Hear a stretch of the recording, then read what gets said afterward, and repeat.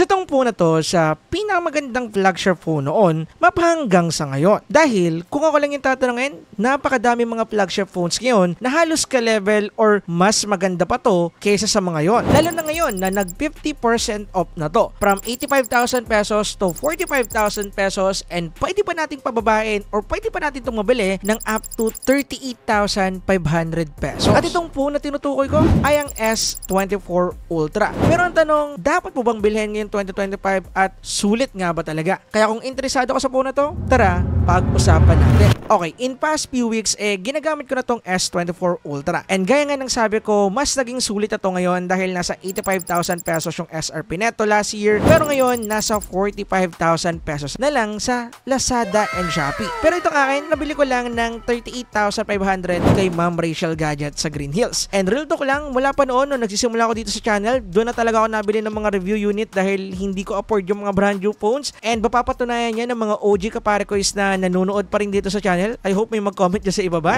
So don't get me wrong, iilang shops lang yung madalas kong binibilhan dyan sa Green Hills. Mayroong mga iPhone shops, MacBook shops, and also mga Android shops. Kagaya na nga lang ni Miss Rachel Gadget. Anyway, kung gusto nyo nga rin palang bumili na itong S24 Ultra, maraming sila dong brand new and also meron din sila mga second hand. Pwede niyo siyang i-visit doon sa Green Hills. Yung store number nila is B02. Doon lang siya sa bandang dulo at makikita nyo rin agad. So ilalagay ko na lang dyan sa description down below yung link ng page nila kung gusto nyo makipag-communicate. And also, ilalagay ko rin dyan yung link nitong S24 Ultra para sa Lazada and Shopee. Check nyo na lang po dyan sa description down below. Anyway, balik tayo sa mismong phone. Isa sa pinaka nagustuhan ko sa phone na to is yung kanyang build. Dahil premium kung premium talaga kung usapang build. Dahil meron lang naman tong glass front and also glass back na same protected ng Corning Gorilla Glass Armor. Isa sa pinakamatibay na Corning Gorilla Glass grade as of now. And syempre, meron na rin tong premium titanium frame. At isama pa natin na meron na rin tong IP68 rating. Kaya para sa mga kaparkoy natin dyan na more on flagship talaga yung ginagamit simula pa noon, maiintindihan nyo yung reason kung bakit nagustuhan ko tong part na to. Anyway, kapag dating naman sa design na to, nandito pa rin yung pamosong look ng Samsung, which is wala naman tayong magagawa dyan. Ganyan na talaga. Minimal looking at kagaya lagi na sinasabi ko, the more na mas minimal yung design, the more na mas maganda, lalo na ngayon 2025.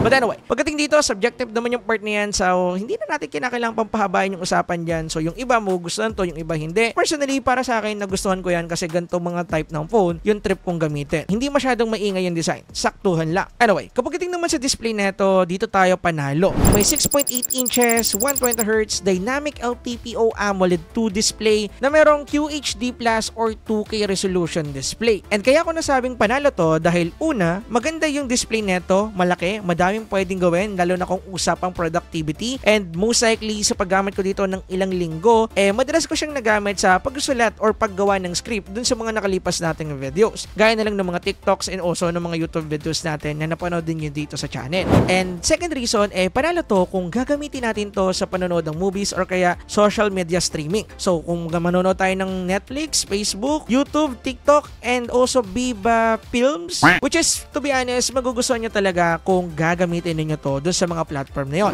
And gusto ko nga lang din palang sabihin na supported na rin neto yung wideband L1 sa Netflix and syempre meron na rin tong HDR10 support and also Dolby Atmos. At kung ikukumpara natin yung specs part neto pagdating sa display sa ibang mga flagship phones and also mga mid-range level phone na nasa presyo neto, di hamak na napakadaming tinaob neto or mas maganda yung ginamit na panel or overall display neto unlike dun sa mga yon. Actually, isa to sa mayroong pinakamagandang display if ako yung tatanungin ninyo ngayong 2025. So siguro yung hindi nyo lang magugustuhan dito dahil nga medyo malaki yung display neto para sa mga maliliit yung kamay dyan, for sure hindi nyo magugustuhan siyang gamitin all the way. And actually, yan din yung napil ko and yung main reason din kung bakit ako bumili ng iPhone 16 Pro ay dahil sa compact size nun. Kaya ngayong nag-switch ulit ako sa malaking phone, medyo naninibago ako. Pero para naman sa iba dyan na sanay gumamit ng mga large phone, wala namang problema. Goods pa rin siyang hawakan dahil magaan itong phone na to. Kaya kung usapang comfortability lang din, wala tayong pag-uusapan dito sa S24 Ultra. Pagdating naman sa performance nito,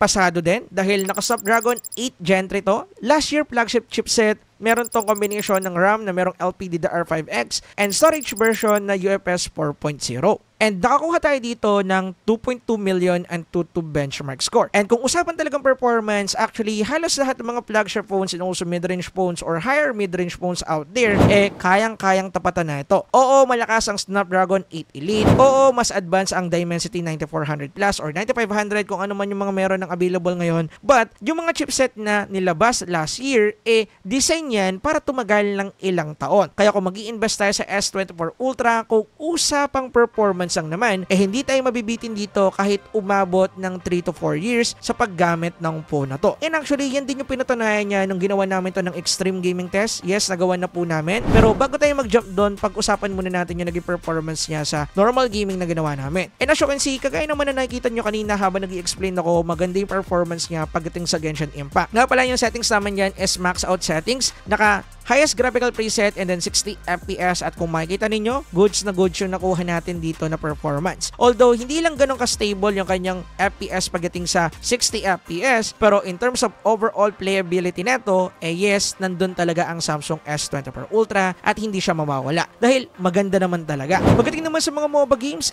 optimized na rin to dahil na-max out natin lahat ng mga settings na available dito sa MLBB, Wild Rift, and also HOK. And lahat sila nakakuha ng solid 120 FPS. Kaya pagdating dito sa mga MOBA games, sisiw na sisiw lang yan dito sa S24 Ultra. And similar performance din yung nakuha natin sa CODM. 120 FPS yung nakuha natin sa MP mode and then 90 FPS naman pagdating sa BR mode. Kaso nga lang, kahit na naging maganda yung performance nito pagdating dito sa ating extreme gaming test, gusto ko lang i-point out sa inyo yung mga napansin ko kapag gagamitin natin tong phone na to pagdating sa gaming. Una, yung comfort kapag maglalaro tayo sa phone na to. Lalo na kung naka 4 fingers style kayo para sa mga shooting games. Medyo hindi ganun ka-comfortable dahil nga matalas or pointy yung corners nito. And actually, nung first release ito o yung mga unang review na napanood ko about sa phone na to, marami na nag-point out sa kanya. And yes, hindi siya ganun ka-comfortable dahil nga masyado siyang pointy. Ang best solution dito is bumili ng case sa phone na to na medyo roundy yung gilid para maging comfortable siya kapag maglalaro tayo. However, yun nga lang, makakompromise yung thermal niya kung ganon. And speaking of thermal, ito rin yung isa sa nakita kong problema dito. Nakakuha kasi tayo dito ng 43 to 45 degrees Celsius pagdating sa Genshin Impact after ng 30 minutes sa paglalaro. Pagdating naman sa mga MOBA games, pamalo naman siya sa average 40 degrees to 43 degrees Celsius kada game yan. And pagdating naman sa CODM, ganun din yung nakuha natin temperature. Nasa 40 plus din. So, pinapakita lang dito na hindi ganun kaganda yung thermal solution na ginamit ni Samsung dito, which is naiintindihan ko rin naman dahil more on po ako siya sa flagship part nito. But gusto ko lang ding i-emphasize na hindi tayo nagkaroon ng thermal throttling dito at hindi din siya nagkaroon ng problema in terms of performance, meaning nabigay niya yung sustainable performance sa game ng tuloy-tuloy. And napatunayan ko yan dahil tuloy-tuloy naming nilaro yung mga sinalang naming game dito at hindi namin pinagpahinga yung phone. Kaya in terms of longevity, masasabi kong pasado siya sa akin, pero yun nga lang medyo umiinit yung phone at mapapansin nyo rin dahil nga titanium yung ginamit na frame din dito. And don't get me wrong, madami akong mga friends and also mga kilala din na gumagamit ng S24 Ultra and also S25 Ultra in terms of its professional career sa esports game. And actually, nakita ko yung reason kung bakit dahil nga in terms of sustainability,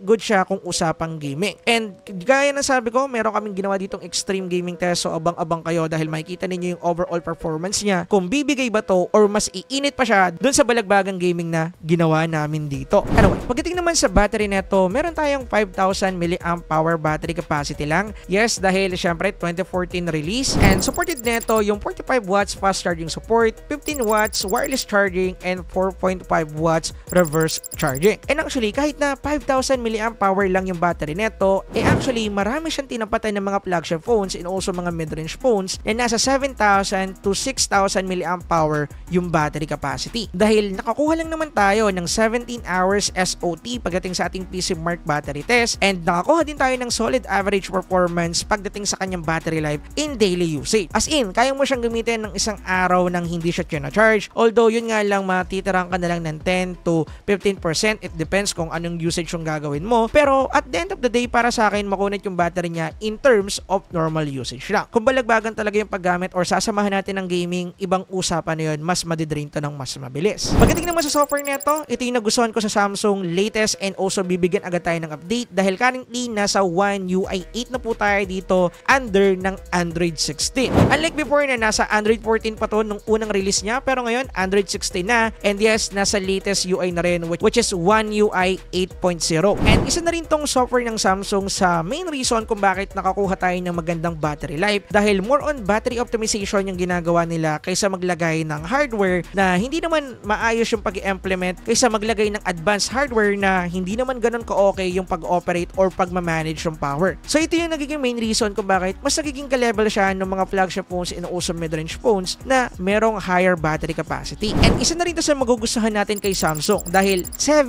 years yung nilagay nila na software support update dito sa phone na to. Kung mag-i-invest ka sa phone na to ngayon taon, hindi yan bad choice dahil for sure tatagal to at magagamit natin to ng pangmatagalan. And actually, isa na rin to sa main reason kung bakit tayo bumibili ng mga flagship phone. Hindi lang sa Samsung, hindi lang sa Apple, hindi lang sa nating phone, but in overall. Kaya nga hanggang sa ngayon, hindi pa rin ako nasasatisfied sa performance sa mga Poco phones or ng mga Xiaomi phones dahil dun pa rin talaga sila kinukulang. Kaya sana, galaw-galaw na Xiaomi, Poco, and also Transsion. Anyway, dako tayo sa part na kung saan lalabas yung pagiging flagship ng phone na to, which is yung kanyang camera capability. Meron tayo ditong main 250 megapixel camera sensor na ginamitan ng ISOCELL HP2 sensor. Meron din tayo ditong 5x telephoto camera na merong Sony IMX 854 camera sensor, plus meron pa tong 10 megapixel 3x optical sensor para sa telephoto din. Then meron din tayo ditong 12 megapixel ultra wide and 12 megapixel front facing camera. And pagdating sa naging experience and also mga nakuha nating photo dito, ako na yung unang magsasabi, once na nakagamit ka ng isang telephoto camera, hindi mo na iisiping bumalik sa mga mid-range phone or flagship phone na walang telephoto camera. And pagdating sa mga output na nakuha natin dito, as you can see, ang ganda ng image, kuha niya yung detail and also sharpness ng mismong subject. And pagdating sa mga nakuha nating subject dito, unang-una ko napansin yung color niya, saturated enough na para sa akin, pwede na to, hindi na kinakailangan pa ng color tuning if ako yung tatanungin. Pagdating naman sa sharpness and also detail, panalo din para sa akin, pwede na. However, mapapansin din natin dito na more on focus talaga siya sa information ng mismong subject or ng mismong photo rather than the color. Kaya sometimes may mga photo tayong makukuha na medyo off yung color or medyo wash out ng konti. But most of the time, nakakapag-nailed naman tayo dito ng magandang photo. So, depende na lang talaga yan sa preferred ninyo na color. Kaya para dyan sa mga merong preferred na color, pagdating sa isang photo, do color grading. Yun yung pinaka-masasuggest ko sa inyo dahil most likely ginagawa ko rin yan para sa mga social media posting ko. Pero kung straight from the camera lang, pwede